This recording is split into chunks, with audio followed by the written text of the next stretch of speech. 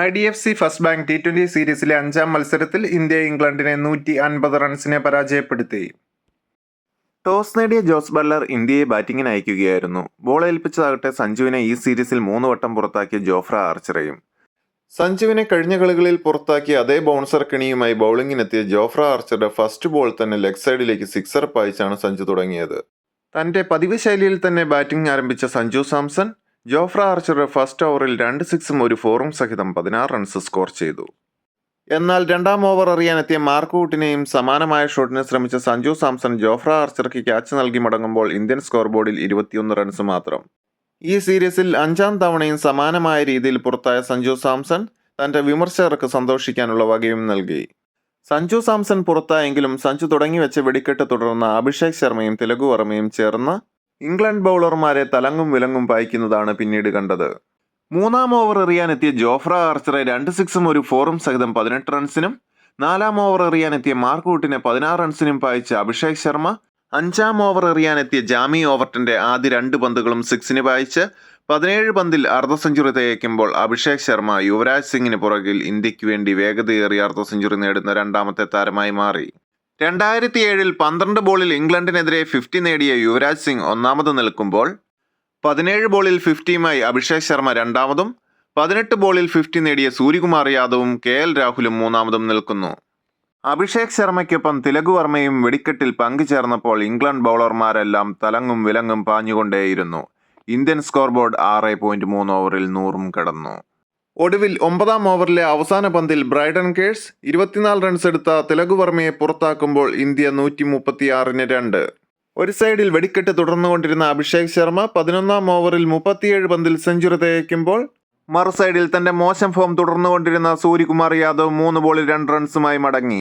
37 പന്തിൽ സെഞ്ചുറി നേടിയ അഭിഷേക് ശർമ്മ 35 പന്തിൽ സെഞ്ചുറി നേടിയ ഡേവിഡ് മില്ലർക്കും രോഹിത് ശർമ്മയ്ക്കും ശേഷം ഇന്റർനാഷണൽ ക്രിക്കറ്റിൽ വേഗതയേറിയ സെഞ്ചുറി നേടുന്ന 3-ാമത്തെ താരവുമായി മാറി. 4ഉം 5ഉം സ്ഥാനങ്ങളിൽ 39 പന്തിൽ സെഞ്ചുറി നേടിയ ജോൺസൺ ചാൾസും 40 പന്തിൽ സെഞ്ചുറി നേടിയ സഞ്ജു സാംസണുമാണ്.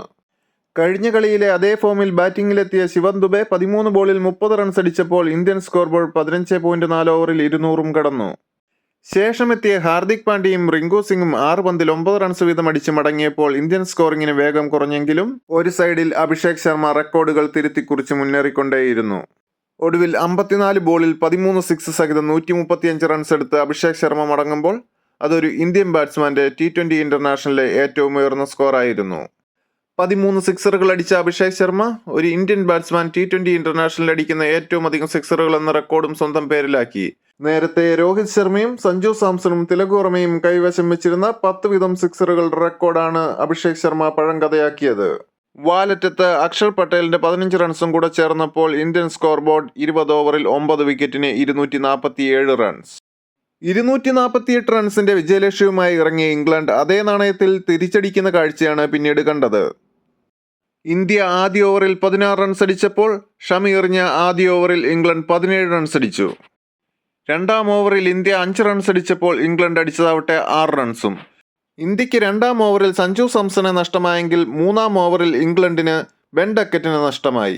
കളി സമാന രീതിയിൽ മുന്നേറുന്ന സാഹചര്യത്തിലാണ് ഇന്ത്യൻ ക്യാപ്റ്റൻ സൂര്യകുമാർ യാദവ് വജ്രായുധം വരുൺ ചക്രവർത്തിയെ പുറത്തെടുത്തത്.